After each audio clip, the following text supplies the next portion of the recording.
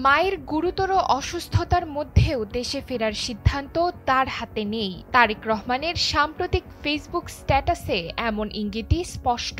আর এ কথা প্রকাশ্যে আসতেই রাজনৈতিক অঙ্গনে শুরু হয়েছে তীব্র আলোড়ন। প্রশ্ন একটাই, বাংলাদেশে তার ফিরে আসার পথে আসল বাধা কোথায়?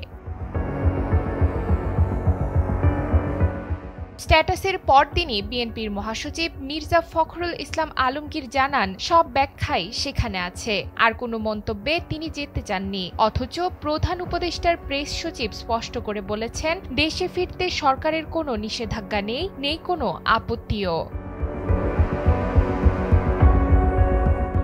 তাহলে দ্বন্দ্বটা কোথায়? বিএনপির ভেতরের কিছু সূত্র বলছে, প্রভাবশালী কয়েকটি দেশের অনানুষ্ঠানিক আপত্তি হয়তো তার ফেরার সিদ্ধান্তে প্রভাব ফেলছে। রাজনৈতিক বিশ্লেষকরাও বলছেন, ভারত ও যুক্তরাষ্ট্রের নীতি পরিবর্তন না হলে তারেক রহমান কি ভরসায় দেশে ফিরবেন? কারণ বাংলাদেশের রাজনীতির বহু সিদ্ধান্তই নির্ভর করে এই দুই দেশের কূটনৈতিক অবস্থানের ওপর। আরও একটি আলোচিত বিষয় হল ২০০৭ সালের 1/11-এর সময়কার সমঝোতা। তখন শোনা গিয়েছিল, চিকিৎসা ও পড়াশোনার কথা বলে লন্ডন পাড়ি জমিয়েছিলেন তিনি।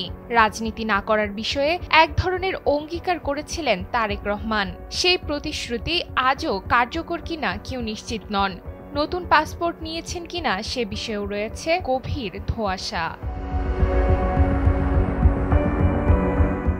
এদিকে সজীব ওয়াজেদ জয়ের সাম্প্রতিক মন্তব্যে নতুন করে আলোচনা এসেছে মাইনাস ফর্মুলা।